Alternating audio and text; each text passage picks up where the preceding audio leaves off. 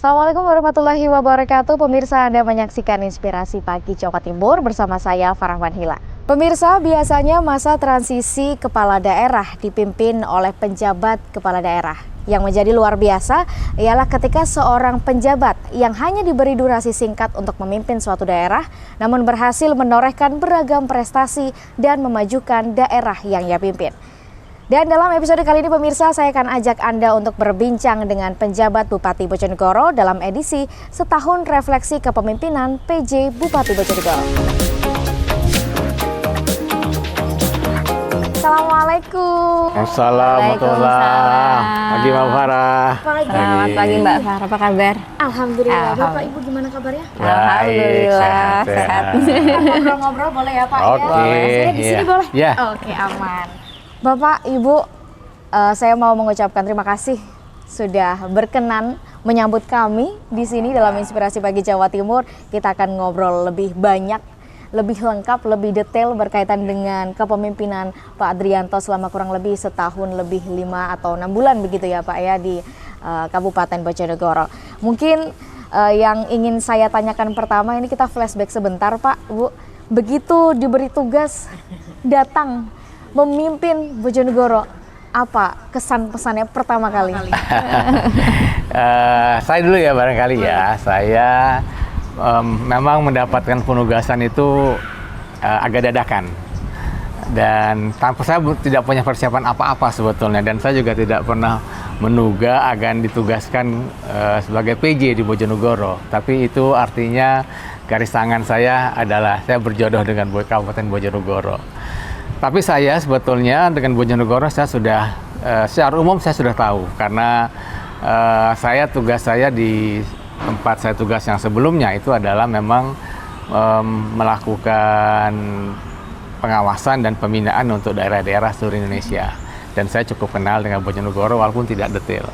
Dan saya masuk, saya rasa saya juga merasa nyaman karena saya ketemu pada hari pertama saya kemari, saya ketemu dengan para kiai, para pimpinan di sini, dan saya disambut baik, dan saya merasa saya menjadi orang Bojonegoro pada hari pertama itu di sini. Itu kalau saya. Betul. Kalau Ibu? Kurang lebih sama ya. Jadi kalau saya itu ngerasa karena ini mendadak gitu ya Mbak, itu hidup saya berubah dalam 4 hari gitu ya. Jadi tapi begitu sampai di sini, kalau saya khususnya memang Kabupaten Bojonegoro itu memang asing buat saya. Jadi saya tanya Bapak, Bojonegoro itu di mana? Pertama kali itu Jawa Timur, Bapak bilang itu. Jadi tugas saya pertama waktu itu Mbak, saya ingat sekali Bapak bilang baca tentang Bojonegoro, katanya. Baca tentang Bojonegoro, lihat bagaimana sejarahnya. Saya langsung buka, googling dong Mbak ya. Nah, tapi begitu saya tiba di sini, kemudian disambut dengan hangat ya oleh masyarakat, oleh ulama, semuanya Pemkab yang ada di sini. Kemudian juga saya disupport dengan tim PKK yang luar biasa, mereka sangat support saya, teman-temannya baik sekali gitu ya, baik dari kabupaten maupun kecamatan, sehingga akhirnya saya bisa pelan-pelan beradaptasi, menambah ilmu pelan-pelan untuk bisa bagaimana memberikan yang terbaik untuk Bojonegoro selama Bapak ditempatkan. Baik, luar biasa sekali Bapak dan Ibu yang sebelumnya hanya terbesit begitu ya pikirannya untuk ke Jawa atau tinggal di semacam pendopo begitu, ternyata beneran terjadi. Dan akhirnya yang paling menarik adalah Bapak dan Ibu berhasil meraih beragam prestasi sepanjang kepemimpinan yang hanya durasinya singkat saja setahun lebih, tapi sudah ada puluhan lebih bahkan ya penghargaan yang diraih, termasuk Bapak dan Ibu stunting yang bisa menjadi highlight dari saya untuk kita memulai perbincangan kali ini. Dari angka 24% turun menjadi 14% hanya dalam 1 tahun. Ini bagaimana upaya yang dilakukan sampai ini bisa terjadi, Pak? Oke, jadi memang salah satu tugas atau rencana kerja saya pada saat penugasan yang waktu itu singkat, ada beberapa target yang harus saya bereskan. Pertama memang adalah stunting, kemiskinan, kemudian IPM, termasuk masalah inflasi dan kekeringan. Nah, stunting adalah satu program saya yang harus target saya pada waktu itu adalah untuk kita tekan. Dan memang stunting ini cukup unik karena penanganannya tidak bisa sendirian, harus dilakukan oleh banyak tempat. Nah, ini keterlibatan dari dinas kesehatan, keterlibatan dari dinas pendidikan, sampai dengan camat, kepala desa, termasuk seluruh komponen masyarakat harus terlibat dalam pembinaan ini. Jadi saya terus meminta keterlibatan dari seluruh masyarakat untuk ikut mampu menekan kemiskinan, menekan stunting, dan yang lain yang saya lakukan juga adalah meminta keterlibatan dari PKK untuk mendorong untuk masyarakat ikut meningkatkan perbaikan gizi dan lain-lain. Dan ada yang terpenting juga adalah yang pada saat itu ya perhatian saya dua, perbaikan data stunting di sini itu juga harus dilakukan karena datanya harus akurat dan up to date data anak-anak yang kena stunting.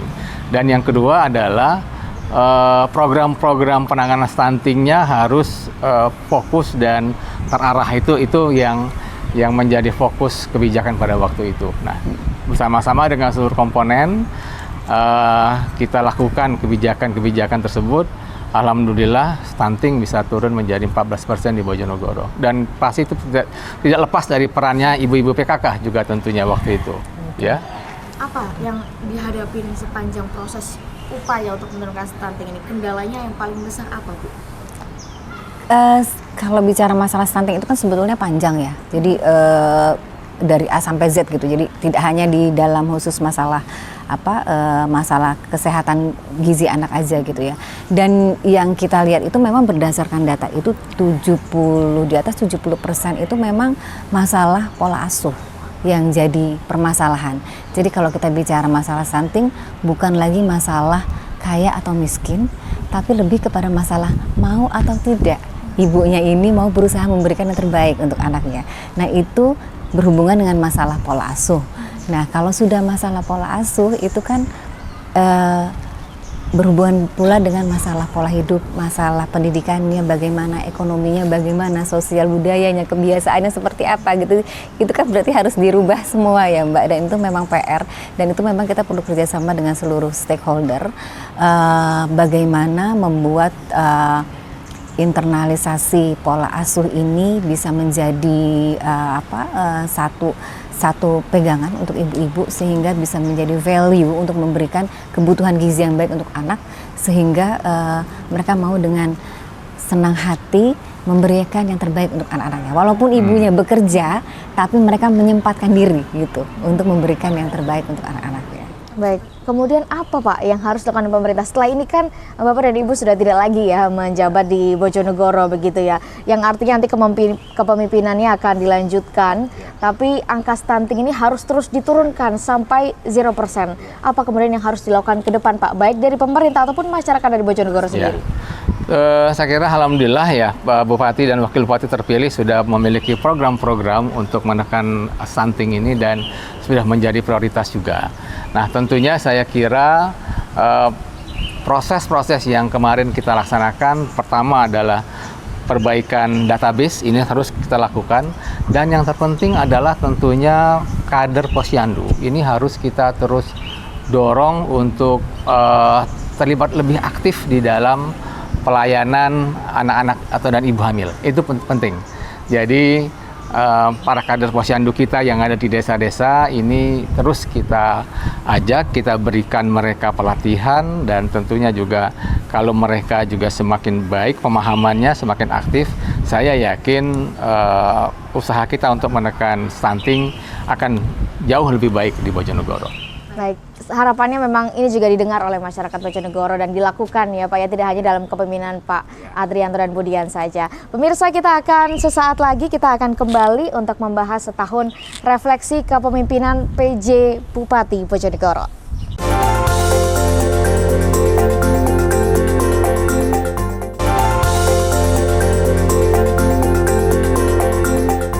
Pemirsa, Anda masih menyaksikan Inspirasi Pagi Jawa Timur, setahun refleksi kepemimpinan PJ Bupati Bojonegoro, dan masih bersama dengan Pak PJ dan juga Ibu.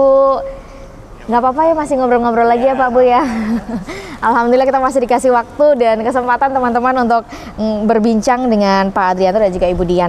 Pak, kalau kita berbicara soal kepemimpinan Bapak sendiri selama setahun ini, banyak sekali penghargaan yang diraih. Tadi kita sudah bahas soal stunting. Mungkin yang berikutnya memulai segmen ini kita akan bahas berkaitan dengan penghargaan 5 terbaik nasional dari Ombudsman untuk kepatuhan penyelenggaraan pelayanan publik. Boleh dipaparkan kembali Pak? Ya.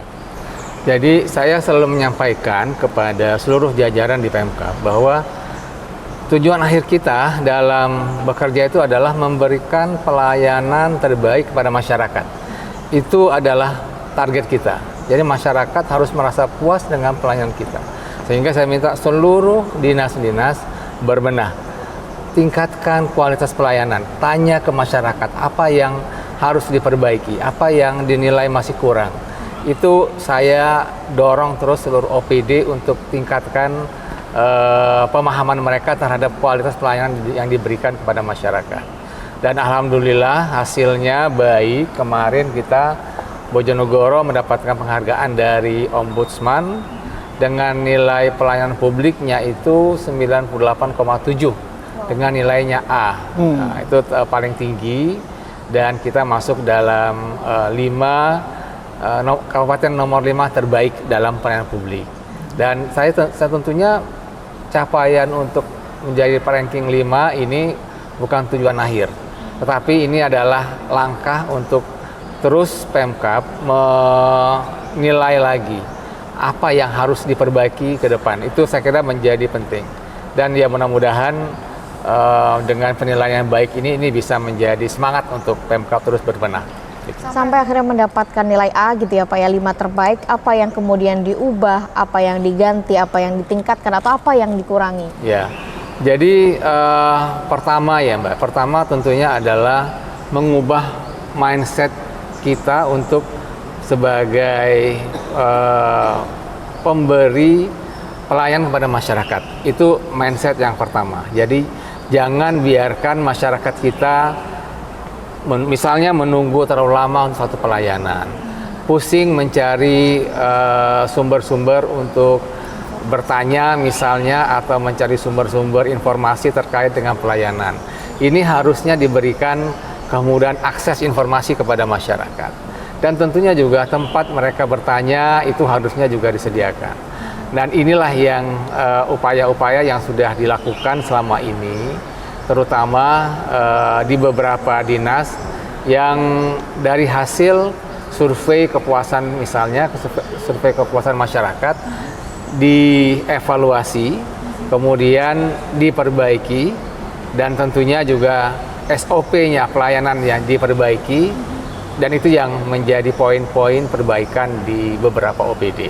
Kemudian berkaitan dengan pertanyaan berikutnya untuk Ibu selaku Ketua Dekranasda Bojonegoro, ini berkaitan dengan penghargaan yang diraih setelah mengikuti pameran produk internasional Middle East Organic and Natural Product Expo atau Halal Trade Expo di Dubai 2024 Uni Emirat Arab. Kira-kira bagaimana ini kok bisa Ibu membawa UMKM dari Bojonegoro kemudian naik kelas bahkan internasional di Dubai loh Bu? Jadi itu memang prosesnya panjang ya Mbak ya. Jadi dari awal kedatangan saya itu saya sudah mulai berbagi dengan teman-teman sesama pengurus Dekranasda bahwa kita fokus untuk promosi dan pembinaan. Jadi yang paling penting orang tahu dulu nih Bojonegoro ini supaya namanya kedengeran dulu. Terus kemudian setelah itu orang tahu produknya Bojonegoro itu apa. Nah itu kan gimana caranya? Caranya kita harus rajin mengikuti event-event ya, baik itu event yang lokal, regional, nasional, maupun nantinya ujungnya nih misalnya bisa sampai ke tingkat internasional. Nah sebelum ikut ke event itu juga kita harus rajin memberikan pembinaan. Dan ini saya berterima kasih dengan dinas-dinas terkait ya, seperti Dinas Perdagangan, Dinas Perinaker, Dinas Pariwisata dan Kebudayaan gitu ya, yang mendukung pembinaan dari para IKM gitu. Jadi pembinaan itu mulai dari bagaimana meningkatkan kapasitas para IKM-nya itu sendiri maupun kapasitas untuk produknya itu sendiri. Kemudian masalah sertifikasinya bagaimana. Kemudian kita berikan pembinaan bagaimana cara pemasaran yang baik, kemudian bagaimana menentukan harga jual misalnya, harga produksi. Dan ada nanti uji kompetensi gitu ya, sehingga nanti produk Bojonegoro itu betul-betul secara legalitas itu memang kompetensinya itu bisa bersaing gitu dengan dunia luar.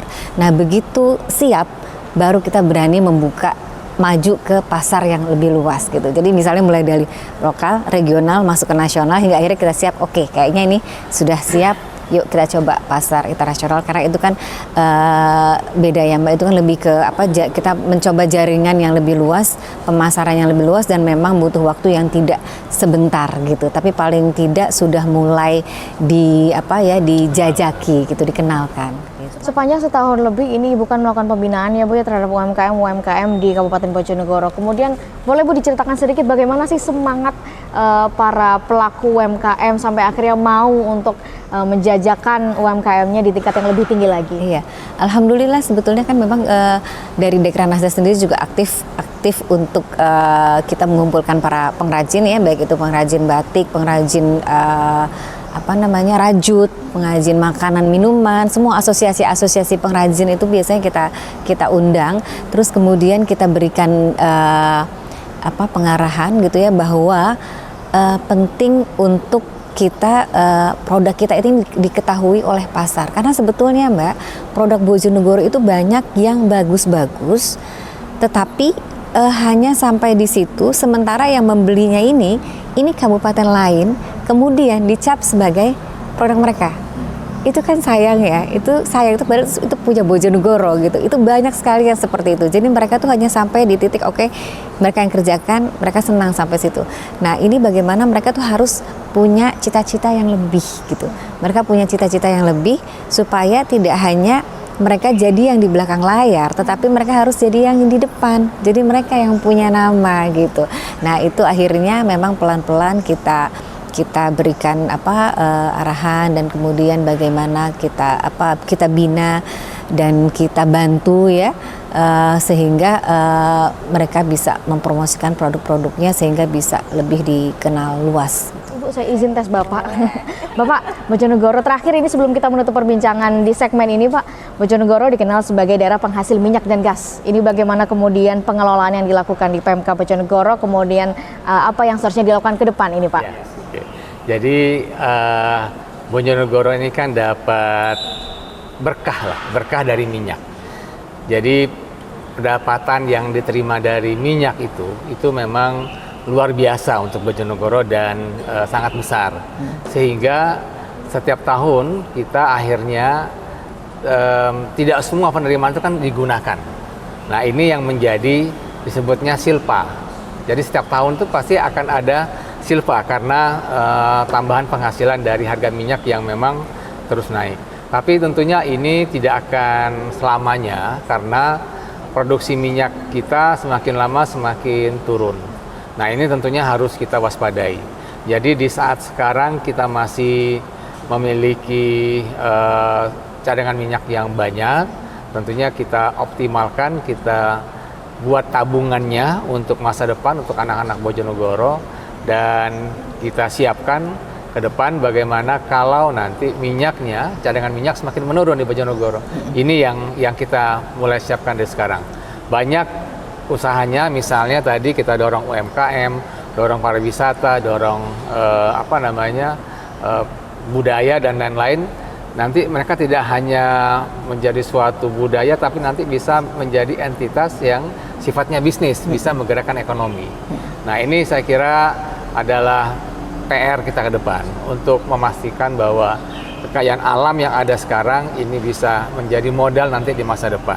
Tapi memang harus kita lakukan dari sekarang, Farah. Luar biasa. SDM-nya dimaksimalkan, SDA-nya juga telah dimaksimalkan oleh Pak Adrianto dan juga Ibu Dian, luar biasa sekali. Pemirsa, kita akan kembali saat lagi. Saya tadi sudah dibisiki atau dikasih tahu ya sama Pak PJ, kita akan berpindah ke rumah dinas ya Pak ya, untuk langsung ngobrol-ngobrol di segmen berikutnya. Jangan kemana-mana, tetap di Inspirasi Pagi Jawa Timur.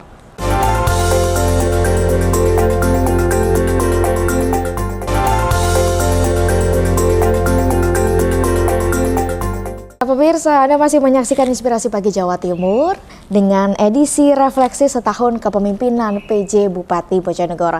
Dan masih bersama dengan Ibu dan juga Bapak yang setia sampai segmen 3. Di segmen closing ini Pak, kita akan membahas tuntas bagaimana kinerja PJ Bupati Bojonegoro, khususnya Bapak Adrianto dan juga Ibu Dian selama kurang lebih setahun 5 bulan begitu ya Pak Bu ya. Pak, boleh ini kalau kita melihat dengan kondisi hasil akhir setelah setahun lebih memimpin, ini di bidang pertanian rupanya juga banyak sekali penghargaan yang diraih, termasuk inovasi berkaitan dengan teknologi pertanian, kemudian sempat mengikuti beberapa pameran dan mendapatkan stand terbaik juga di bidang pertanian. Ini bagaimana kemudian upaya yang dilakukan oleh Pak PJ terlebih dahulu sampai akhirnya berhasil menciptakan inovasi, kemudian bisa mengurangi beban produksi, menghasilkan hasil yang lebih banyak. Bagaimana Pak? Oke, terima kasih Mbak Fahan. Jadi Bojonegoro ini kan punya keunikan. Keunikannya begini, karakternya Bojonegoro ini itu memang adalah daerah yang terkait dengan alam. Jadi 40% geografinya kan adalah hutan, 35%-nya adalah pertanian. Jadi total 75% itu sudah masuk wilayah hutan dan pertanian. Sisanya itulah yang wilayah lainnya non pertanian. Sehingga kita memang harus mengoptimalkan potensi yang 75% ini. Nah itulah salah satu prioritasnya, kita bagaimana mendorong produktivitas dari pertanian yang ada di Bojonegoro. Tentunya semua stakeholder harus terlibat, mulai dari petani sampai dengan anak-anak mudanya juga, sampai dengan tentunya juga para pembuat keputusan harus terlibat di sana. Karena kalau kita tidak sama-sama menggali, membangun potensi yang ada ini, tentunya ini tidak akan optimal hasilnya.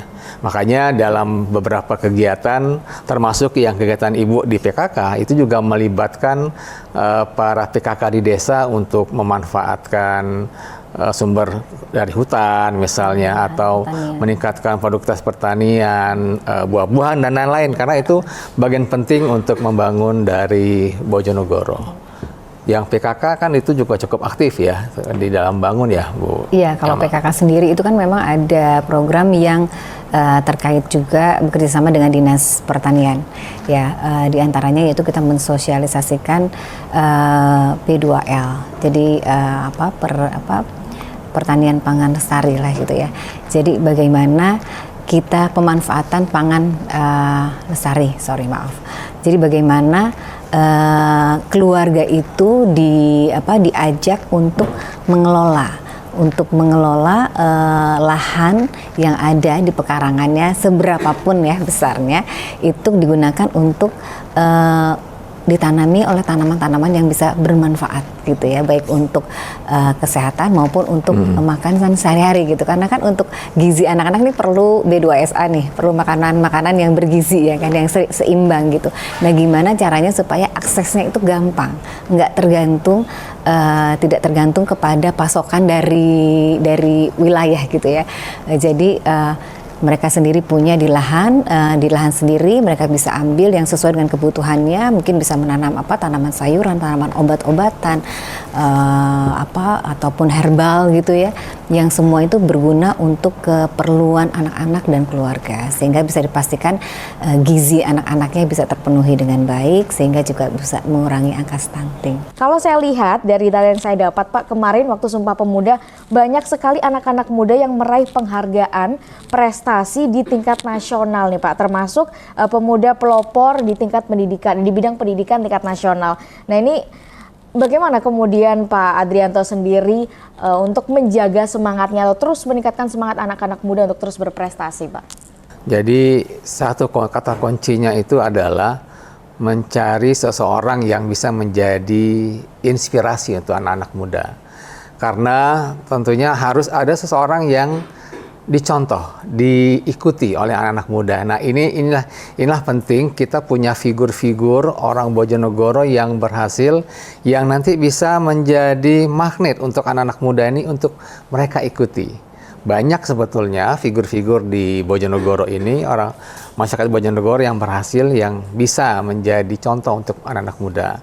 Nah, tentunya inilah kita cari figur-figur yang bisa menjadi role model, kita berikan semangat kepada anak-anak muda, kita berikan apresiasi untuk mereka, dan kita berikan ruang untuk mereka untuk terus berkembang. Jadi misalnya kemarin ada anak muda pelopor kita, misalnya dia membangun untuk energi dari solar misalnya. Ya, kita ajak untuk bagaimana hasil karya dia bisa dimanfaatkan di pertanian misalnya. Karena kan ada daerah-daerah pertanian yang mungkin agak susah akses listriknya, bisa menggunakan solar. Jadi semua ide-ide mereka itu kita apresiasi. Ini juga menimbulkan semangat mereka untuk terus berkembang, terus membangun inovasi-inovasi mereka. Tapi tentunya saya kira ada hal yang paling penting lagi untuk anak-anak muda kita, yaitu memberikan ruang untuk mereka memberikan pendapat, memberikan masukan, partisipatif. Itu saya kira ruang yang sangat penting. Nah, ini salah satu kebijakannya dari Pemkab itu adalah selalu membuat suatu proses dalam membuat kebijakan yang sifatnya partisipatif. Anak-anak muda diajak, didengar masukannya. Nah, ini juga memberikan suatu rasa kebanggaan di anak-anak muda kita, sehingga mereka akan terdorong untuk memikirkan apa lagi harus dilakukan, apa lagi harus disumbangkan untuk Bojonegoro. Itu, Mbak. Bapak Ibu, sayangnya waktu kita sudah hampir habis. Mungkin sebelum kita menutup ini, barangkali ada harapan, 1-2 harapan kepada masyarakat, anak-anak muda, atau mungkin untuk pemerintah Kabupaten Bojonegoro ke depan, supaya bisa tidak hanya menjaga ya Pak prestasi yang sudah diraih, tapi juga meningkatkan di kemudian hari. Gimana Bapak dulu terlebih dahulu? Harapan saya tentunya bahwa pendidikan di Bojonegoro semakin ke depan semakin baik dan semakin meningkat kualitasnya tentunya. Karena hanya dengan pendidikan kita bisa mengubah sejarah. Nah, tentunya inilah dengan modal pendidikan kita yang semakin baik, kita akan bisa membawa Bojonegoro yang jauh lebih baik, dan tentunya dengan pendidikan anak-anak Bojonegoro yang semakin baik juga akan menjadi individu-individu yang bisa membangun Bojonegoro jauh lebih baik, seperti kata Ibu tadi. Baik, luar biasa. Ada tambahan Ibu? Semoga kedepannya anak-anak Bojonegoro bisa mendapatkan kesempatan untuk mendapatkan pendidikan yang jauh lebih tinggi, sehingga dengan jauh lebih tingginya pendidikan, kemudian tingkat ekonominya mereka juga akan semakin tinggi, semakin baik, sehingga masyarakatnya juga bisa semakin makmur, yang nantinya tentunya akan menekan pernikahan dini dan tentunya akan menurunkan angka stunting yang ada di Kabupaten Bojonegoro, sehingga Bojonegoro yang cerdas, Bojonegoro yang kuat, yang sehat, yang bisa bermanfaat, produktif, itu bisa insya Allah bisa dicapai ke depan. Amin, amin, amin ya rabbal alamin. Terima kasih banyak Pak Adrianto, Ibu Dian atas waktunya. Saya juga mengucapkan terima kasih kepada Bapak dan Ibu yang sudah memimpin Kabupaten Bojonegoro selama setahun lebih. Semoga selain bermanfaat barokah ke depannya, Bapak juga semakin lancar dan juga Ibu di tugas-tugas berikutnya. Pemirsa, demikian Inspirasi Pagi Jawa Timur setahun refleksi kepemimpinan PJ Bupati Bojonegoro. Saya Farah Manila pamit undur diri. Terima kasih. Wassalamualaikum warahmatullahi wabarakatuh. Waalaikumsalam warahmatullahi wabarakatuh.